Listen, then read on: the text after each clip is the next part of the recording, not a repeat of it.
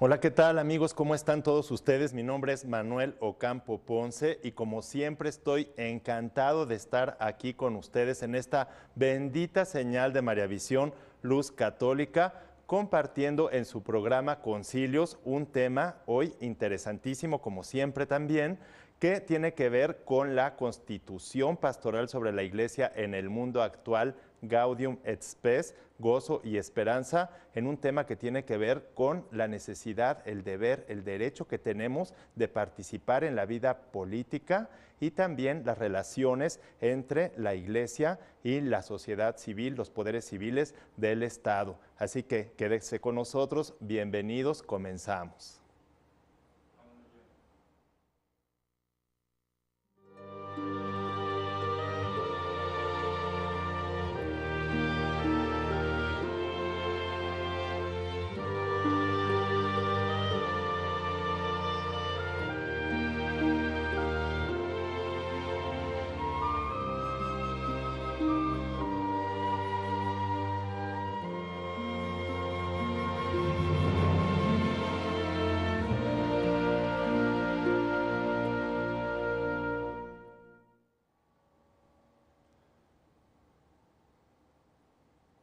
Ya estamos aquí en su programa Concilios. Como siempre, les mando un saludo muy afectuoso a nombre de mis compañeros que están aquí también en el estudio y en la cabina. Un saludo a nuestros amigos que nos ven en Norte, Centro, Sudamérica, también a nuestros amigos de España y de todos aquellos lugares a donde llega esta bendita señal de Mariavisión Luz Católica.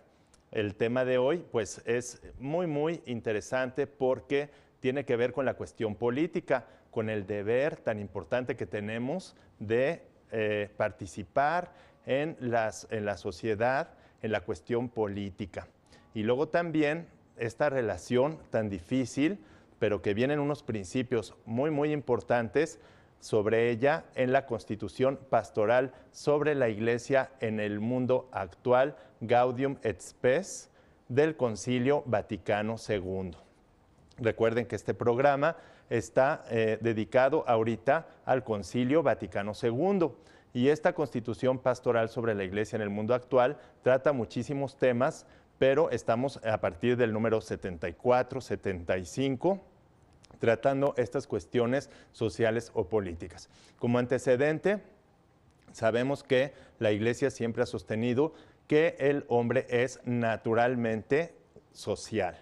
y por lo tanto es natural que se agrupe en asociaciones. La primera asociación más importante es la asociación conyugal, donde se conforma el matrimonio y de ahí la familia, que es la célula social. Luego se hacen grupos más grandes, pero finalmente el hombre también constituye grupos sociales, estados, sociedades civiles más grandes, en donde tiene el deber y el derecho de participar activamente. Este documento del Concilio Vaticano II, que se celebró a mediados del siglo pasado, en los años 60 del siglo XX, y que está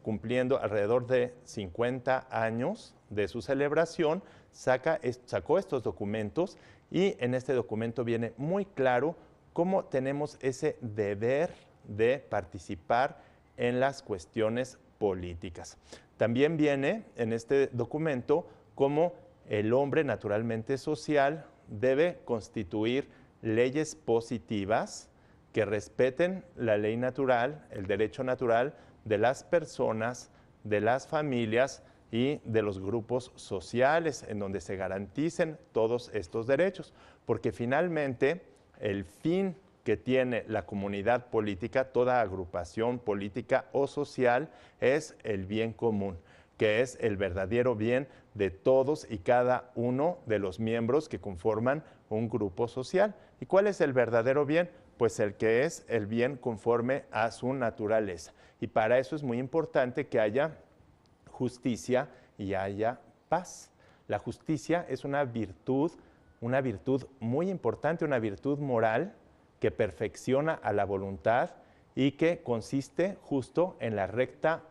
y sostenida voluntad de dar a cada uno lo que le corresponde. Y como virtud moral no basta la intención, no basta conocer lo que le corresponde a cada quien, sino que además tenemos nosotros que garantizar que a cada uno le llegue lo que le corresponde, y solo de esta manera podemos pues llegar o alcanzar la paz como la tranquilidad del orden justo. En estos programas hemos estado tratando esta cuestión política y bueno, pues a veces no nos damos cuenta de que no solamente tenemos el derecho de participar en todas las cuestiones públicas, sino que tenemos este deber tan importante de participar. Encontramos a veces ciudadanos, incluso cristianos, católicos, que debiéramos tener, como lo dice el documento del concilio, un ánimo grande, una virtud también que es parte de la fortaleza, de la magnanimidad,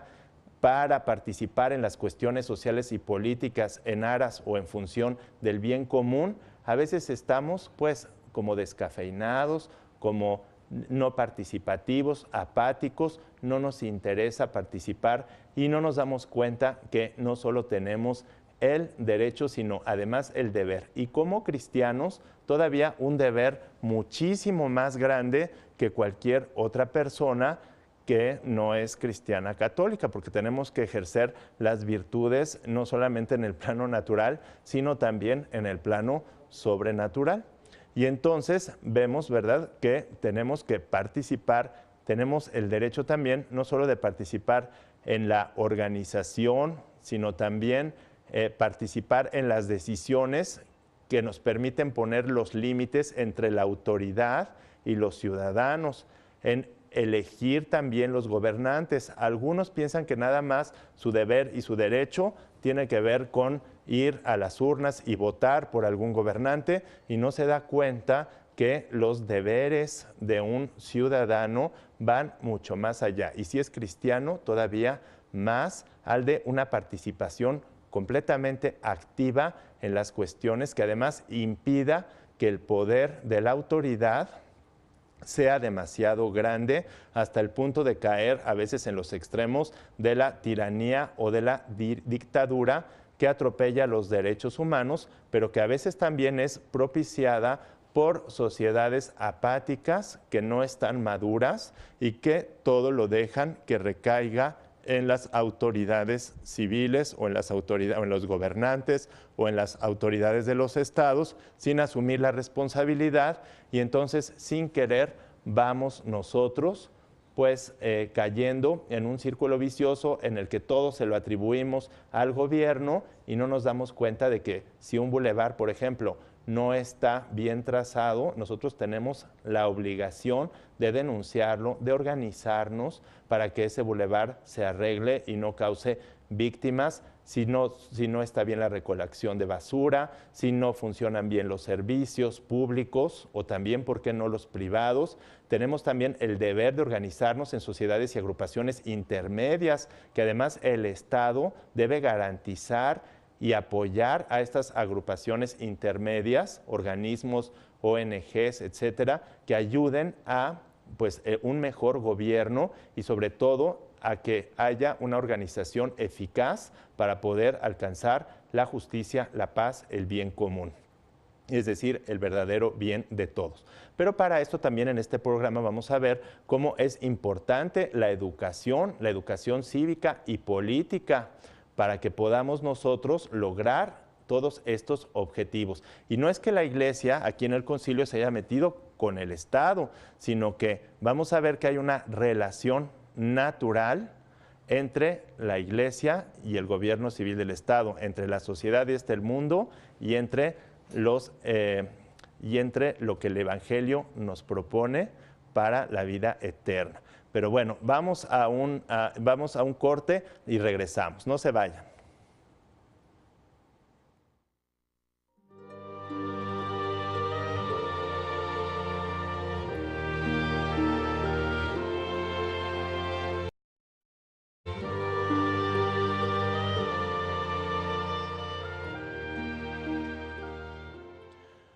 Ya estoy aquí con ustedes,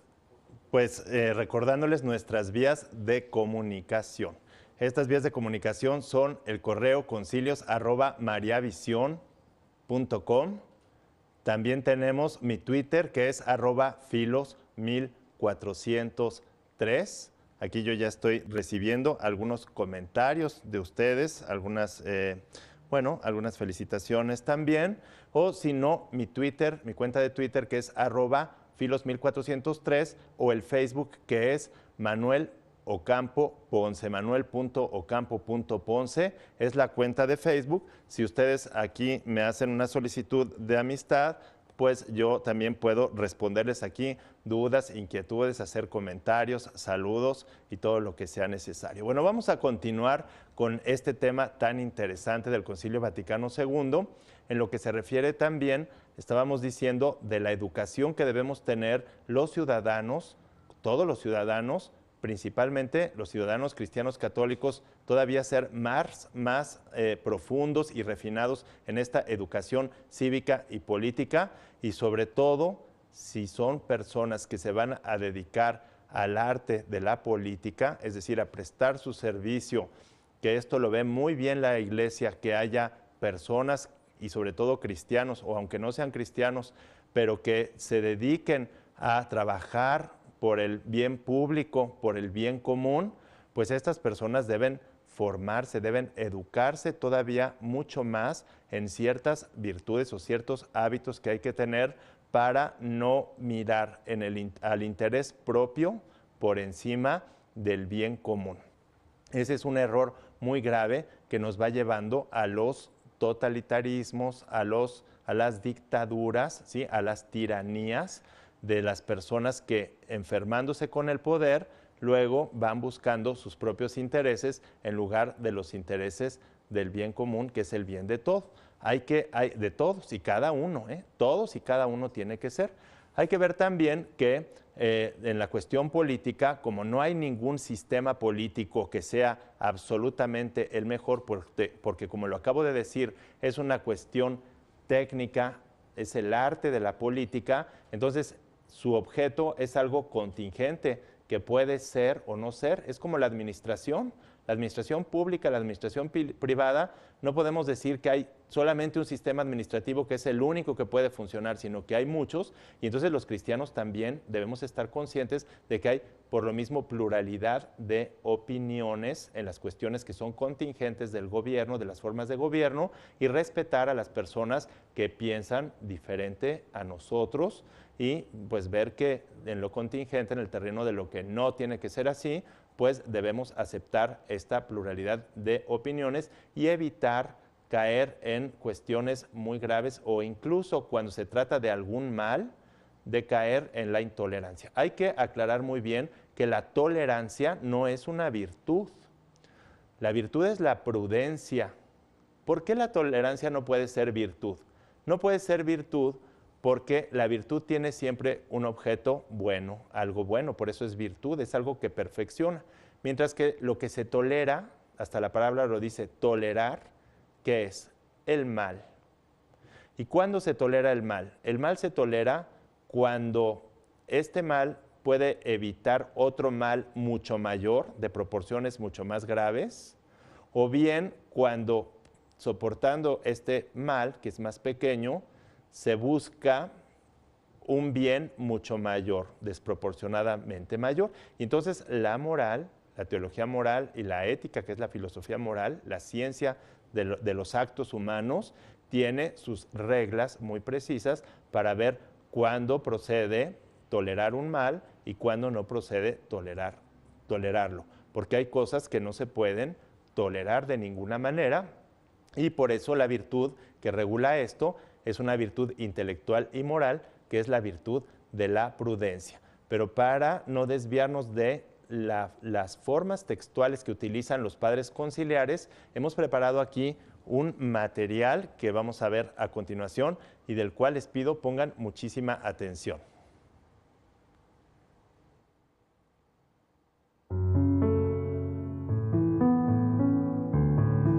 El capítulo 4 de la Constitución Pastoral sobre la Iglesia en el mundo actual, Gaudium et Spes, del Concilio Vaticano II, está dedicado a la vida en comunidad política, y el número 75 está dedicado a la necesidad de colaboración de todos en la vida pública con las siguientes palabras textuales. Es perfectamente conforme con la naturaleza humana que se constituyan estructuras jurídico-políticas que ofrezcan a todos los ciudadanos, sin discriminación alguna y con perfección creciente, posibilidades efectivas de tomar parte libre y activamente en el establecimiento de los fundamentos jurídicos de la comunidad política, en el gobierno de la cosa pública, en la fijación de los campos de acción y de los límites de las diferentes instituciones y en la elección de los gobernantes. Recuerden todos los ciudadanos el derecho y el deber que tienen de votar con libertad para promover el bien común. La Iglesia alaba y estima la labor de quienes, al servicio del hombre, se consagran al bien de la vida pública y aceptan las cargas de este oficio. Para que la cooperación ciudadana responsable pueda lograr resultados felices en el curso diario de la vida pública, es necesario un orden jurídico positivo que establezca una adecuada división de las funciones institucionales de la autoridad política, así como también una protección eficaz e independiente de los derechos. Reconózcanse, respétense y promuévanse los derechos de las personas, de las familias y de las asociaciones, así como su ejercicio junto con los deberes cívicos de cada uno. Entre estos últimos, es necesario mencionar el deber de aportar a la vida pública el concurso material y personal requerido por el bien común. Cuiden los dirigentes el no entorpecer las asociaciones familiares, sociales o culturales, los cuerpos e instituciones intermedios y el no privarlos de su legítima libertad y de manera ordenada. Los ciudadanos, por su parte, individual o colectivamente, eviten atribuir a la autoridad política poder excesivo y no pidan al Estado, de manera inoportuna, ventajas o favores en demasía, con riesgo de disminuir la responsabilidad de las personas, de las familias y de las agrupaciones sociales. Como consecuencia de la complejidad de nuestra época, los poderes públicos se ven obligados a intervenir con más frecuencia en materia social, económica y cultural para crear condiciones más favorables que ayuden con mayor eficacia a los ciudadanos y a los grupos en la búsqueda libre del bien completo del hombre. Según las diversas regiones y la evolución de cada pueblo, pueden entenderse de diverso modo las relaciones entre la socialización y la autonomía y el desarrollo de la persona. Esto no obstante, allí donde por razones del bien común se restrinja temporalmente el ejercicio de los derechos, restablézcase la libertad cuanto antes, una vez que hayan cambiado las circunstancias. De todos modos, es inhumano que la autoridad política caiga en formas totalitarias o en formas dictatoriales que lesionan gravemente los derechos de la persona o de los grupos sociales. Cultiven los ciudadanos con magnanimidad y lealtad el amor a la patria, sin estrechez de espíritu, de suerte que miren siempre también por el bien de toda la familia humana, unida por toda clase de vínculos entre las razas, los pueblos y las naciones. Los cristianos deben tener conciencia de la vocación particular y propia que tienen en la comunidad política. En virtud de esta vocación, están obligados a dar ejemplo de sentido de responsabilidad y de servicio al bien común. Así demostrarán también con los hechos cómo pueden armonizarse la autoridad y la libertad, la iniciativa personal y la necesaria solidaridad del cuerpo social, las ventajas de la unidad combinada con la conveniente diversidad. El cristiano debe reconocer la legítima pluralidad de opiniones temporales discrepantes y debe respetar a los ciudadanos que solos o agrupados defienden lealmente su manera de ver. Los partidos políticos deben promover todo lo que a su juicio exige el bien común. Nunca, sin embargo, está permitido anteponer intereses propios al bien común. Hay que prestar gran atención a la educación cívica o política que hoy día es particularmente necesaria para el pueblo y sobre todo para la juventud, a fin de que todos los ciudadanos puedan cumplir su misión en la vida de la comunidad política. Quienes son o pueden llegar a ser capaces de ejercer este arte tan difícil y tan noble que es la política, prepárense para ella y procuren ejercitarla con olvido del propio interés y de todo beneficio banal. Luchen con integridad moral y con prudencia contra la injusticia y la opresión, contra la intolerancia y el absolutismo de un solo hombre o de un solo partido político. Conságrense con sinceridad y rectitud, más aún con caridad y fortaleza política al servicio para todos.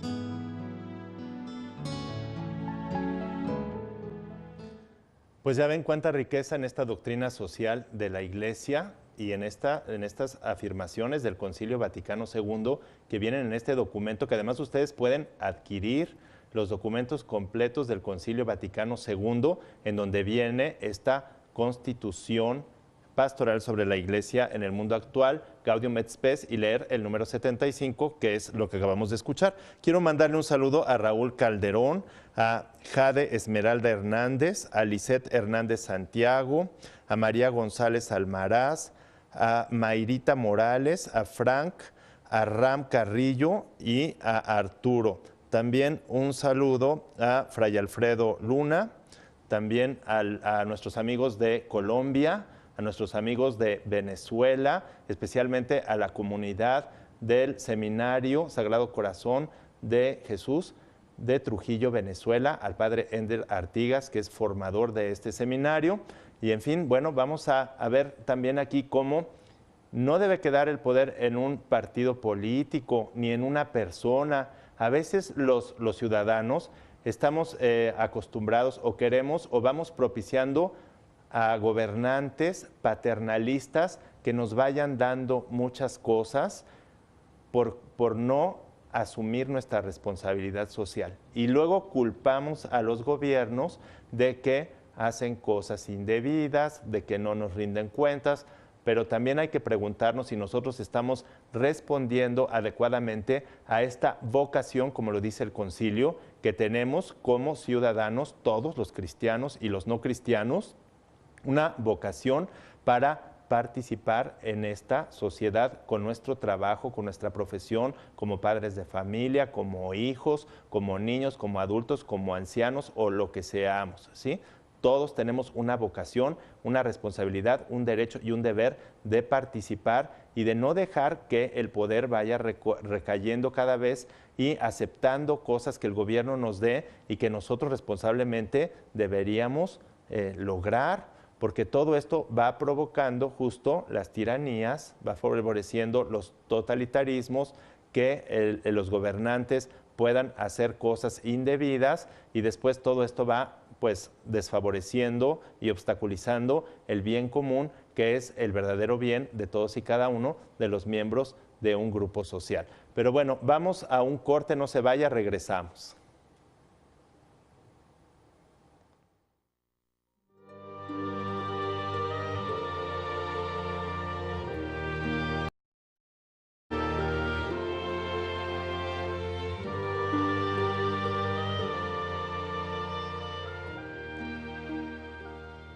Aquí le mando un saludo también a Paulina, a Gerardo Segovia, a Mari Carmen Carmeliux, a la doctora María del Carmen Elizundia, a María Mendoza.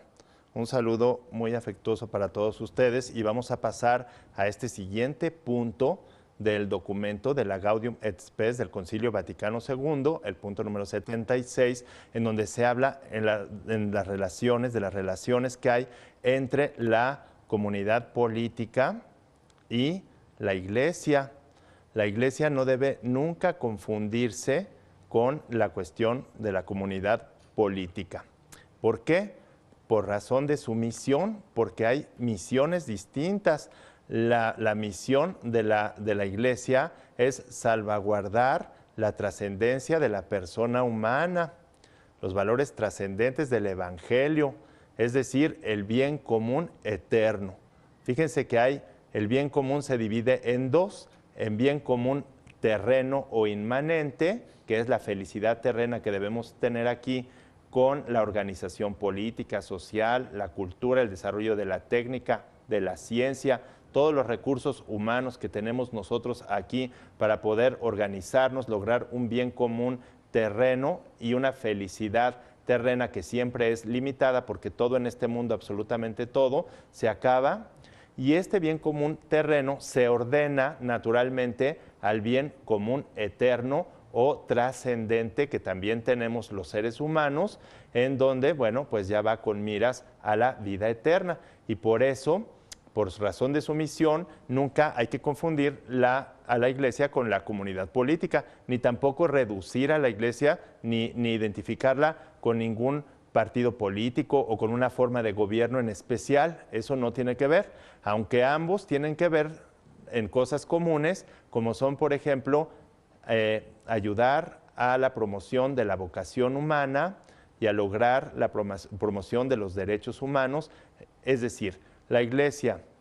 y el Estado tienen cosas en común y cosas que las distinguen. Y entonces también tenemos que distinguir entre lo que los cristianos como católicos hacemos a título personal, tanto individual como asociadamente,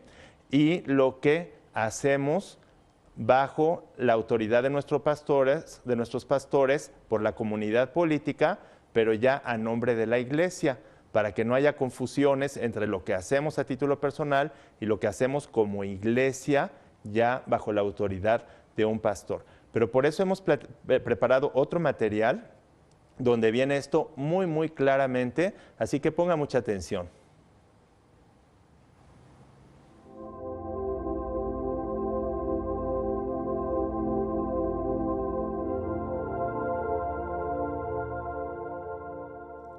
El número 76 de la Constitución Pastoral sobre la Iglesia en el mundo actual, Gaudium et Spes, está dedicado a la comunidad política y la Iglesia, y al respecto afirma textualmente que es de suma importancia, sobre todo allí donde existe una sociedad pluralística, tener un recto concepto de las relaciones entre la comunidad política y la Iglesia, y distinguir netamente entre la acción que los cristianos, aislada o asociadamente, llevan a cabo a título personal como ciudadanos de acuerdo con su conciencia cristiana, y la acción que realizan en nombre de la Iglesia en comunión con sus pastores. La Iglesia, que por razón de su misión y de su competencia, no se confunde en modo alguno con la comunidad política, ni está atada a sistema político alguno, es a la vez signo y salvaguardia del carácter trascendente de la persona humana. La comunidad política y la Iglesia son independientes y autónomas, cada una en su propio terreno. Ambas, sin embargo, aunque por diverso título, están al servicio de la vocación personal y social del hombre. Este servicio lo realizarán con tanta mayor eficacia para bien de todos, cuanto más sana y mejor sea la cooperación entre ellas, habida cuenta de las circunstancias de lugar y tiempo. El hombre, en efecto, no se limita al solo horizonte temporal, sino que sujeto de la historia humana, mantiene íntegramente su vocación eterna. La Iglesia, por su parte, fundada en el amor del Redentor, contribuye a difundir cada vez más el reino de la justicia y de la caridad en el seno de cada nación y entre las naciones, predicando la verdad evangélica e iluminando todos los sectores de la acción humana con su doctrina y con el testimonio de los cristianos. Respeta y promueve también la libertad y la responsabilidad política del ciudadano. Cuando los apóstoles y sus sucesores y los cooperadores de estos son enviados para anunciar a los hombres a Cristo, Salvador del mundo, en el ejercicio de su apostolado, se apoyan sobre el poder de Dios, el cual muchas veces manifiesta la fuerza del Evangelio en la debilidad de sus testigos. Es preciso que cuantos se consagran al ministerio de la palabra divina utilicen caminos y medios propios del Evangelio, los cuales se diferencian en muchas cosas de los medios que la ciudad terrena utiliza.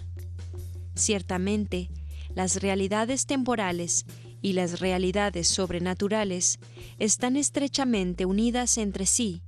y la misma Iglesia se sirve de medios temporales en cuanto su propia misión lo exige. No pone, sin embargo, su esperanza en privilegios dados por el poder civil. Más aún, renunciará al ejercicio de ciertos derechos legítimamente adquiridos, tan pronto como conste que su uso puede empañar la pureza de su testimonio o las nuevas condiciones de vida exijan otra disposición. Es de justicia que pueda la Iglesia en todo momento y en todas partes predicar la fe con auténtica libertad, enseñar su doctrina sobre la sociedad, ejercer su misión entre los hombres sin traba alguna y dar un juicio moral, incluso sobre materias referentes al orden político, cuando lo exijan los derechos fundamentales de la persona o la salvación de las almas, utilizando todos y solo aquellos medios que sean conformes al Evangelio y al bien de todos, según la diversidad de tiempos y de situaciones. Con su fiel adhesión al Evangelio y el ejercicio de su misión en el mundo, la Iglesia, cuya misión es fomentar y elevar todo cuanto de verdadero, de bueno y de bello hay en la comunidad humana, consolida la paz en la humanidad para gloria de Dios.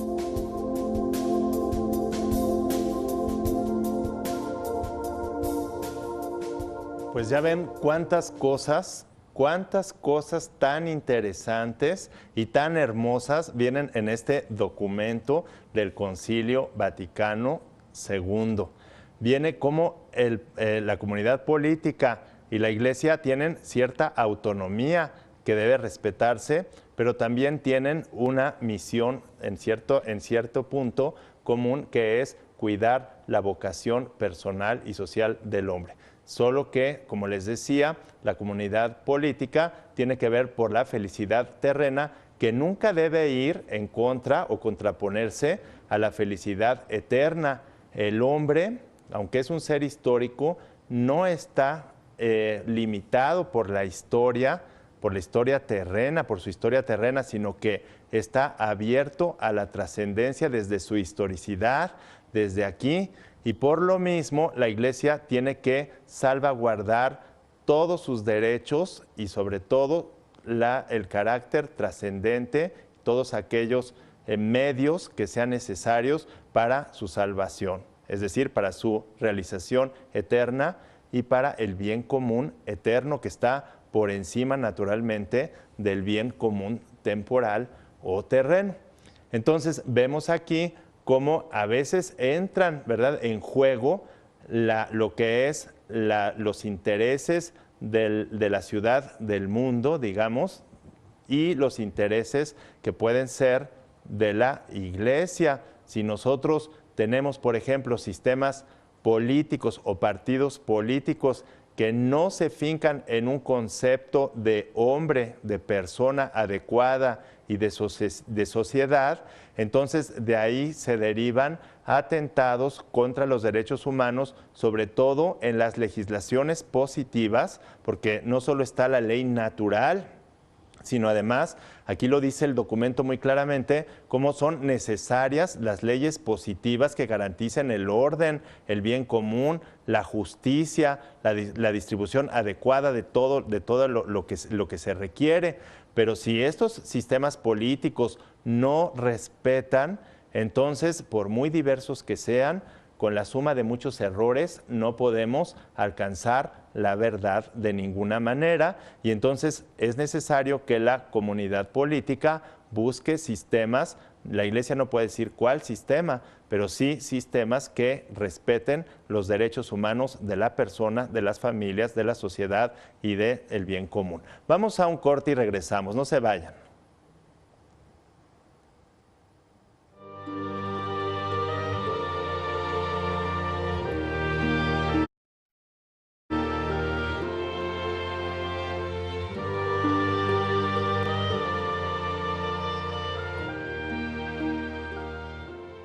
Le mando saludos también aquí a Saraí Romo García, a Payasita Chispita, a Sonora, que nos están viendo y nos mandan también un saludo muy afectuoso para ellas. Bueno, vamos a cerrar ahorita este pues, programa diciendo dos cosas muy, muy importantes que hay que resaltar. Primero, el derecho que tiene la Iglesia de enseñar y de promover por todos los medios posibles el Evangelio, la verdad del Evangelio. También el derecho que tiene de enseñar la doctrina social cristiana. El derecho que tiene la Iglesia en cualquier gobierno que haya, también de señalar sus puntos de vista y su doctrina, o incluso los errores que pueden atentar en algún gobierno contra los derechos fundamentales de la persona o contra el bien común. Todo esto, cualquier sistema político, el que sea, debe respetarlo, porque la Iglesia, aunque es una institución sobrenatural, pero se encuentra también en el mundo, y también en el mundo tiene derechos y tiene deberes. Y el otro es cómo la misión de la Iglesia es no obstaculizar al gobierno, al contrario, sino que a través del testimonio de los cristianos, de nuestra vida de los cristianos, que a veces encomendándonos a Dios, Él en nuestras limitaciones va mostrando su grandeza, a veces hasta heroicamente va mostrando la grandeza que va teniendo, que tiene Él en todas las virtudes que desarrollan los ciudadanos cristianos en esta tierra, pero tiene la misión también de exaltar y promover todo lo que de verdadero, de bueno y de bello haya en la comunidad política, para que a través de esto se alcance la gloria de Dios. Y hay que recordar que en estas palabras con las que cerraba este número, el documento, la gloria de Dios es el reconocimiento, sobre todo la gloria formal, porque hay dos tipos de gloria: una gloria objetiva, que es la que da toda la creación inconscientemente a Dios, porque tiende a su fin, que es Dios mismo, y otra es la gloria formal que da la criatura inteligente, es decir, los seres humanos, que consciente y libremente vamos nosotros reconociendo, porque gloria es reconocer la grandeza de Dios, reconocer la grandeza de Dios, y gracias a este reconocimiento de la grandeza de Dios, pues nosotros vivir conforme a lo que Dios quiere de nosotros, que es cumplir su ley cabalmente, es decir, que alcancemos nosotros la justicia, la paz, que es la tranquilidad del orden justo, y en pocas palabras, pues alcanzar esto que conocemos y que hemos venido hablando durante varios programas e insistiendo, que es el bien común, el verdadero bien, pero no solo el bien natural, el bien de una felicidad terrena aquí, sino el bien sobrenatural, que es la felicidad perfecta, que consiste en la posesión perfecta e interminable del bien absoluto,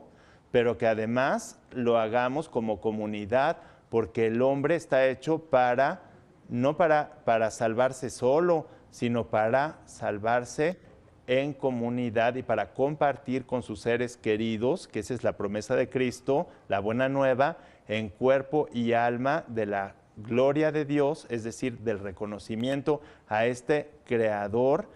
pero socialmente, es decir, de la bienaventuranza eterna, que es la felicidad de vivir en una sociedad realmente como Dios la planeó desde un principio. Por eso este concilio tiene tanta riqueza y sirve no solo para las cuestiones sobrenaturales, sino incluso tiene muchos lineamientos y principios que pueden ayudar a las comunidades políticas terrenas a dirigirse, a organizarse de una manera mejor y más respetuosa de los derechos fundamentales de estas personas, de estas agrupaciones sociales y hasta de los estados. Pero bueno, hemos llegado al fin del programa y bueno, les pido que no cambien de canal porque en Mariavisión siempre tenemos muchas cosas muy saludables para su espíritu, para ustedes, y por lo mismo pues yo también me despido y nos vemos la próxima. Muchas gracias.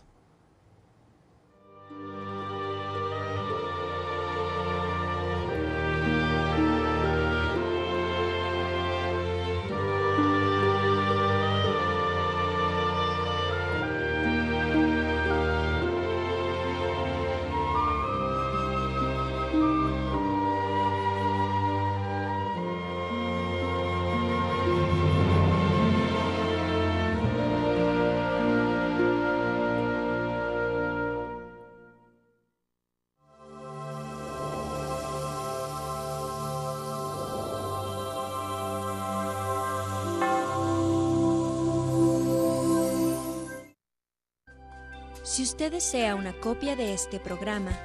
por favor contáctenos a los siguientes teléfonos.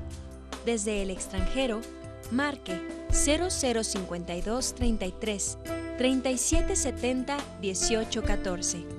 y del interior de la República Mexicana al 01900 849 3507 o escríbenos a nuestro correo electrónico tiendavirtual@mariavision.com y visita nuestra página web www.mariavision.com.